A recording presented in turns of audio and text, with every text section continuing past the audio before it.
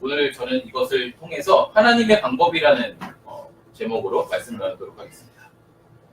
제가 월요일부터 수요일까지 대전에서 교육을 잘 받고 잘 쉬다가 오늘 이제 강남수 선생님과 함께 다시 점심때쯤 이곳에 왔습니다.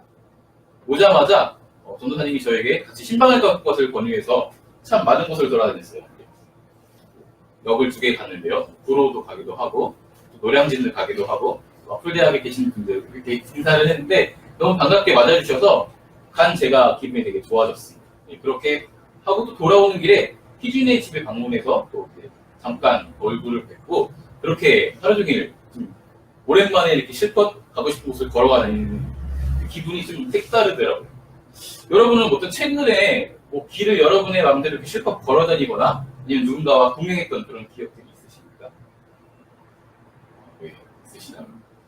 저는 이 길을 걷는다고 하면은 떠오르는 것이 있어요. 한 남자분들은 다 이렇게 행군이라는 것이 좀 떠오르죠. 군대에 가면 남자들을 힘들게 하는 훈련들이 많이 있는데요. 그 중에 하나 빠지지 않는 것이 행군이라는 겁니다. 많은 길을 걸어야 하고 아침부터 걷는 것도 아니고 하루 종일 보통 훈련을 잘 마치고 저녁을 먹고 그때부터 걷기 시작하기 때문에 참 피곤한 몸으로 긴 거리를 걷는 게 쉽지 않습니다. 저도 힘들었거든요. 저도 처음으로 행군할 때가 생각이 납니다. 이제 열심히 훈련도 받고 체력도 어느 정도 길러지고 그렇게 해서 걷는 것에 자신이 있었어요. 그리고 때마침 저희가 1중대에 속해 있는데요. 가장 앞에서 걷기 때문에 자신감 있게 걷기 시작했습니다. 길을 한참 걷고 있는데 우리가 어찌나 빨리 걸었는지 이제 1시간에 4km를 걷게 되더라고요. 그렇게 빨리빨리 걷기 시작했습니다. 근데 뒤에 있는 사람들이 점점 안 보이기 시작했어요. 우리 뒤에 걸어야 하는 2중대나 3중대가 안 보이기 시작한 거죠. 그래서 우리는 생각했습니다. 아, 우리가 걸음이 빨라서 못 쫓아오는 거구나. 실제로 행군을 할 때는 앞에서는 1걸음, 2걸음만 빨리 가도 뒷사람은 뛰어야지 따라갈 수 있게 되거든요. 그래서 우리가 이렇게 될 바에야 빨리 훈련을 마치고 돌아가서 좀 우리 따뜻한 물로 샤워도 좀 하고 쉬자 이런 생각으로 열심히 걸었습니다. 그런데 지금 느낌이 이상해요. 훈련을 하려고 하는 그 길은 보통 비포장도로인데 자꾸 포장도로가 나오기 시작해요. 걷기가 너무 편한 길이 나오고 좀 이상하다 하다 보니까 심지어 논리 앞에 딱 길을 잘못 본 거죠. 아무도 그 길을 가지 않았고 그냥 지도만 보고 이렇게 가는 게 이 길이구나 이렇게 생각을 하고 걷다 보니까 잘못된 길을 가게 됐어요.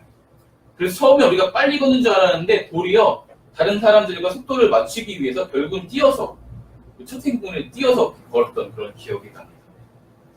처음 길을 걷는다는 거는 그리고 길을 알지 못하는 사람과 함께 길을 간다는 것은 이런 결과를 우리한테 주기도 합니다. 그러면서 저 그 길을 생각하다 보니까 더 어렸을 때 제 이야기들이 생각이 났습니다. 제가 초등학교 때 이야기인데요. 이제 초등학교 때 뭐 소풍처럼 이제 나들이처럼 이렇게 반에서 또 여러 반이 함께 이제 등산을 하게 된 일이 있었어요. 때마침 저희 집 앞에 있는 수리산이라는 산으로 등산을 하기로 결정이 되어서 이제 그곳으로 가는 길에 선생님이 물어보셨어요. 이 길을 아는 사람이 있니? 등산로까지 잘 아는 사람이 있니?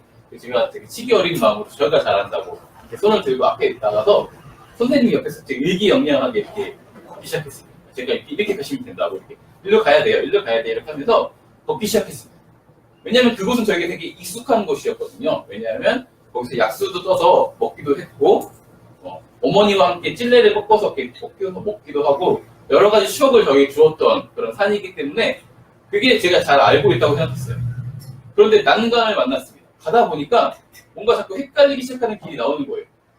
분명히 어머니와 함께 갔을 때, 아버지와 함께 갔을 때는 문제가 없었는데 제가 인도자가 돼서 걸으려고 하다 보니까 이제 불안하기 시작한 거죠. 잘못 가면 어떡하지 걱정도 되기도 시작하고 가다가 길을 멈추고 선생님께 말씀드렸어요. 헷갈립니다. 어떻게 해야 될까요?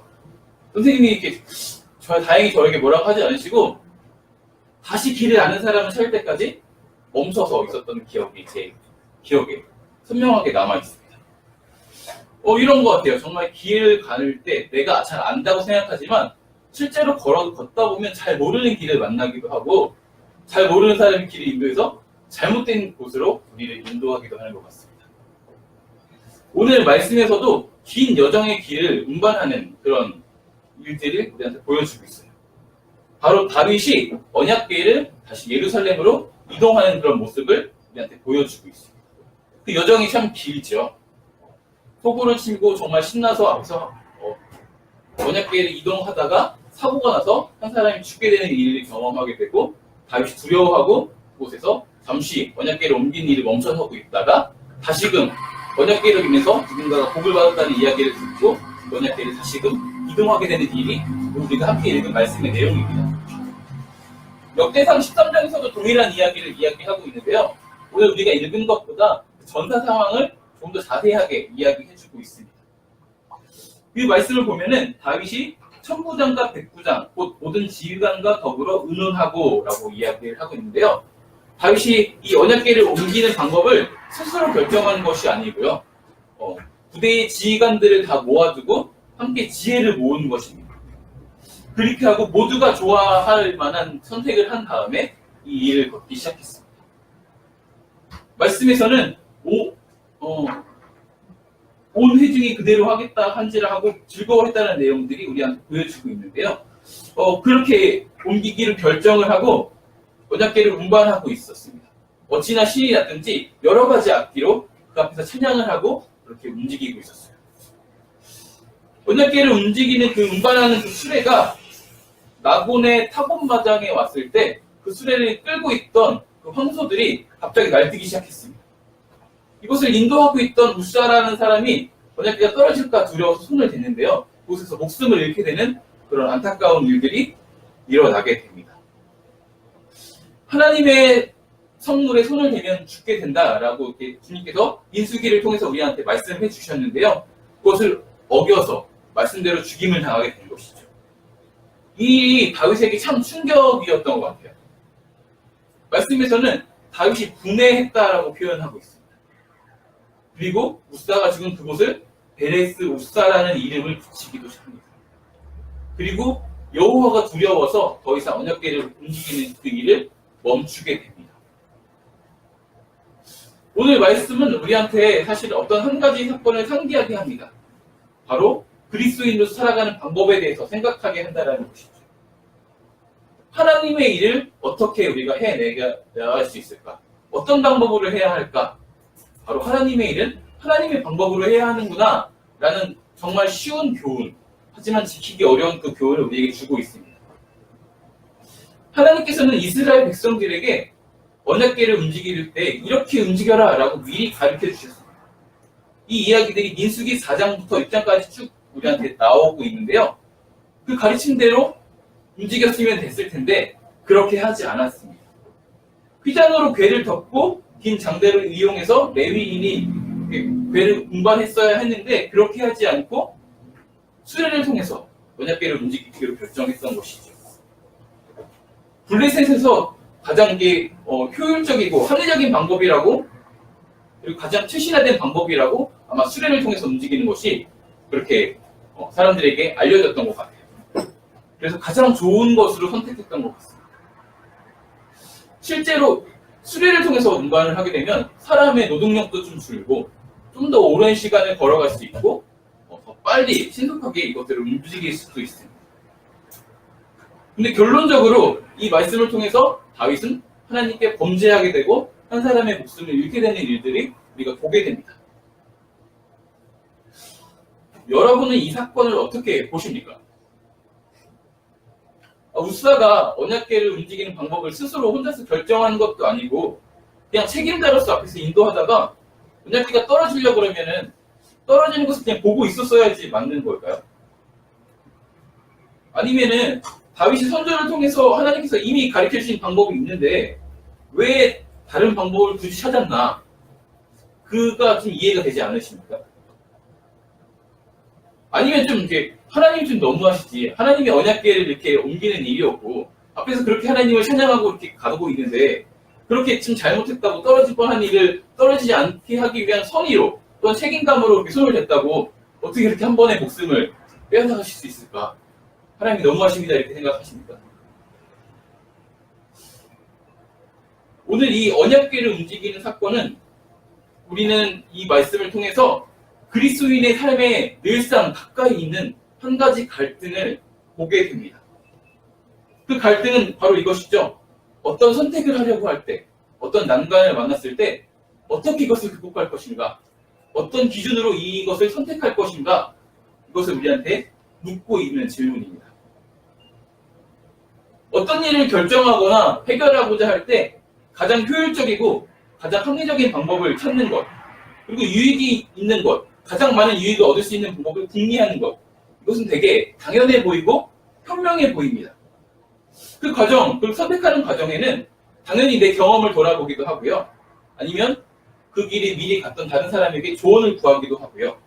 아니면 이 일에 좀 전문가라고 이야기해서 도움을 줄 만한 사람을 찾기도 합니다.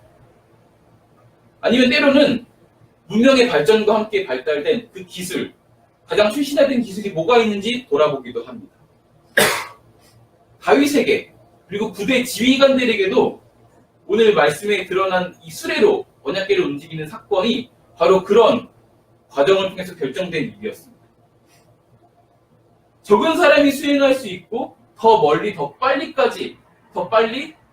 분발할 수 있는 방법이 앞에 있는데 그것을 선택하지 않고 옛날에 우리가 했던 그 모습 그대로, 우리 조상들이 했던 그 모습 그대로 해야 하는 것이 현명한 방법이다라고 그들은 생각하지 않았던 것 같아요. 그리고 고민하고 의논을 나누고 지혜를 모은 끝에 이렇게 해야겠다라고 결정한 것 같습니다. 이렇게 선택하는 것이 나쁜 것이었습니까? 하지만 우리는 알고 있습니다. 우리가 그리스도인이고 우리 삶의 주인이 하나님이시다면 여러 가지 선택을 내리는 그 선택에 앞서서 말씀에서 답을 찾으려고 끙끙거리고 전통 속에서 하나님께서 어떻게 말씀하셨는지 돌아보고 무릎 꿇어야 한다는 것을 알고 있습니다. 또한 우리는 알고 있습니다. 하나님을 만나면 우리가 고민하고 있는 것, 우리가 선택을 내려야 하는 그 모든 것들이 자연스럽게 해결될 것이라는 것을 알고 있습니다. 그래서 예배하는 일에 우리가 더 집중하기도 하고요. 하나님을 만나는 일에 더 우리의 마음을 쏟기도 합니다. 이 두 가지 갈등, 우리가 알고 있는 효율적이고 합리적이고 지혜로워 보이는 방법과 그리스도인으로서 마땅히 선택해야 하는 이 두 가지 방법 사이에서 우리는 갈등합니다. 그리고 제가 장담하건대 이 갈등은 결코 여러분이 하나님께서 부르시는 그날까지 끝나지 않을 갈등입니다. 아니면 하나님께서 이 땅 가운데 다시 오실 때까지 우리는 늘 이 갈등을 마음 품고 살아가야 합니다. 어떤 것을 선택해야 할 것입니다. 선택을 할 때 말씀을 통해서 또한 기도를 통해서 답을 찾고자 하죠. 또한 예배를 통해서 하나님을 만남으로 하나님이 주시는 그 방법을 우리가 발견하기 원합니다. 하지만 우리의 상황에서, 현실에서 문제를 직면하거나 선택에 밀어붙이게 되면 시간이 촉박하면 촉박할수록 다른 사람들의 많은 이해관계가 얽혀있으면 얽혀있을수록 내가 마음대로 선택할 수가 없기 때문에 다른 곳에서 답을 찾으려고 할 때가 있습니다. 그리고 급하면 급할수록 더 많은 그런 일들을 하는 것 같아요. 그런 선택을 할 때마다 우리가 그리스도인이기 때문에 남들이 하지 않아도 되는 갈등을 하고 있습니다. 우리의 신앙의 중심에, 우리의 삶의 중심에 예수 그리스도가 여전히 있기에 우리가 선택한 그 선택들이 우리의 마음을 불안하게 하기도 하고 불편하게 하기도 하고 많이 혼란스럽게 하기도 합니다. 이것이 우리 마음 가운데 늘 있는 갈등이죠. 이스라엘의 신앙의 중심, 그곳에는 언제나 언약궤가 있었습니다. 그들이 출애굽을 할 때, 길을 걸을 때나 잠시 머무를 때나 가장 선두에 언약궤가 있었고 그들이 정착지 그 중심에 항상 언약궤가 있었습니다. 이 광야의 여정에서 언약궤를 중심으로 살아가던 그 이스라엘 선조들은 가나안으로 향할 때 만났던 많은 필요와 난관들, 많은 위기들이 하나님을 통해서 극복되는 기적들을 경험했습니다. 그리고 오늘 말씀에는 그 언약궤를 가지고 있던 집 또한 언약궤로 인해서 복을 받았다는 것을 우리는 목도할 수 있습니다. 그렇습니다. 우리의 삶 또한 마찬가지입니다. 우리의 삶의 중심에, 우리의 가정의 중심에, 우리 교회의 중심에, 우리의 기업의 중심에 예수 그리스도가 있다면 무엇을 할 때 먼저 예수 그리스도를 앞세우고 잠시 머무를 때 예수 그리스도를 중심으로 살아간다면 우리 삶에도 동일한 일들이 일어나게 됩니다. 우리 삶의 필요와 난관들을 만날 때에 여러 가지 어려움들을 만날 때에 예수님으로 말미암은 기적들을 경험하게 될 것이고 예수님으로 말미암은 그 일들이 해결되는 일들을 경험하게 됩니다. 물론 그 가운데 우리는 늘 흔들립니다. 넘어질 때도 있고요. 주저앉을 때도 있고요. 더 이상 흔들리는 것이 어려워서 교회에 나오는 것이, 기도하는 것이, 말씀을 읽는 것이 우리의 마음을 더 불편하게 할 때도 있습니다. 하나님이 아니라 다른 것을 의지할 때가 참 많이 있습니다. 그리고 그 모든 일들을 우리는 항상 부담감을 가지고 교회에서의 나와 삶에서의 나와의 모습이 괴리감을 갖기도 합니다. 불안하기도 하고 실망하기도 합니다. 하지만 기억하십시오. 우리는 여전히 그리스도인입니다. 우리의 삶의 중심에는 여전히 예수 그리스도가 계십니다. 그래서 우리가 넘어지기도 하고 흔들리기도 하지만 다시금 돌아올 수 있습니다. 마치 오뚜기처럼 말입니다. 무게중심이 분명해서 아무리 눌러도 아무리 던져도 결국 똑바로 돌아오게 되는 오뚜기처럼 우리의 삶의 중심이 여전히 그리스도가 계시고 내가 그리스도인이라서 잊지 않는다면 때때로 내가 흔들린다고 할지라도 때때로 무너지고 넘어진다고 할지라도 잘못된 선택 때문에 불안하고 더 이상 하나님께 나가는 것조차 두렵다고 할지라도 우리는 다시 돌아올 수 있습니다. 우리가 할 수 있는 최선이 언제나 그분을 중심으로 살아가는 것이라는 것을 인정해야 합니다. 예수님은 우리를 언제나 다시금 돌아올 때 환영하는 분이고 회복시키시기를 원하는 분이라는 것을 인정하고 그를 믿어야 하는 것입니다. 이 믿음이 분명할 때 우리는 우리 삶의 자리에서 여전히 흔들릴 수 있습니다. 흔들리는 것은 참 좋은 것 같아요. 왜냐하면 끊임없이 어떤 선택과 피로와 난관 앞에서 갈등하고 있다는 것입니다. 비록 여러분들에게 간절하게 제가 부탁드리고 싶은 것은 흔들리는 것을 멈추지 말아주세요. 끊임없이 흔들려 주시고요. 끊임없이 넘어졌다가 다시 일어나 주시길 바랍니다. 그리스도인으로 살아가기 위해서 실패하는 그 모든 것들이 여러분에게 은혜가 될 것입니다. 그 가운데 하나님을 만난다면 여러분들은 하나님을 더 믿을 수 있을 것입니다. 다윗 또한 말씀에서 언약궤를 다시 예루살렘으로 가져온 그 일을 포기하지 않았습니다. 잠시 주저앉았고 잠시 두려워했고 잠시 분노했지만 다시금 언약궤를 운반하는 일을 시작했습니다. 하나님이 가르치신 방법대로 결국은 가져옵니다. 다시금 이스라엘의 신앙, 그 삶의 중심에 하나님의 언약을 둔 것입니다. 그의 통치하심을 인정하며 목도하며 살아가는 삶을 살게 된 것이죠. 혹시 여기 함께 예배하고 있는 분들 중에 말씀 속에 다윗처럼 분하고 두려워서 다시금 말씀으로 돌아오게 되는 것을 주저하고 있는 분이 있을지도 모르겠습니다. 그냥 교회 생활과 나의 삶을 좀 분리해서 나의 삶의 자리에서 좀 적당하게 처세를 하면서 세상에서 지혜롭다고 하는 방법들을 선택해 나가면서 그렇게 살고 싶은 사람도 있을지 모르겠습니다. 그곳에서 하나님의 말씀을 기억하면 우리에게 주어지는 그 갈등이 내가 포기해야 할 것들이 너무 커 보여서 두려워하고 있는 사람이 있을지도 모르겠습니다. 그럴 때 우리 무릎 꿇기를 원합니다. 아니 무릎 꿇을 힘도 없다면 함께 예배하고 있는 우리들에게 기도해달라고 부탁할 수 있었으면 좋겠습니다. 커피와 교회는 서로를 위해서 기도하는 것이 쉽지 않는 교회입니다. 요즘 최근 들어서 기도의 열매들이 우리 가운데 느껴지기 시작했고 하나님께서 우리의 기도를 듣고 있다는 것을 우리가 보기 시작했습니다. 내가 기도할 수 없다고 느낄 그때에도 기도를 부탁하는 일이 우리 가운데 일어나는 그런 교회가 되었으면 좋겠습니다.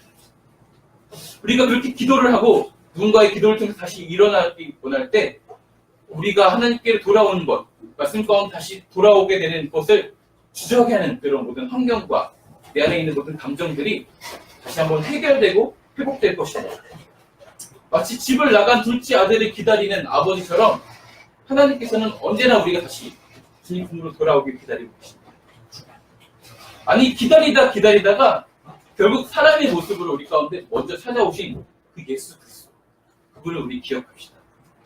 그리고 지금은 그 예수 그리스도를 묵상하는 사순절의 기간입니다.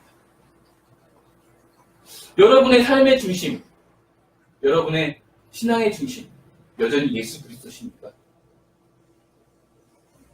이 저녁에 이 거친 좋지 않은 날씨를 뚫고 하나님을 만나러 오신 여러분을 보니 여러분은 여전히 그리스도인이십니다. 여러분의 삶의 중심에는 틀림없이 예수 그리스도가 계실 것입니다. 그렇다면 그분을 좀 믿었으면 좋겠습니다. 그때 우리 삶은 틀림없이 분명히 달라지게 됩니다.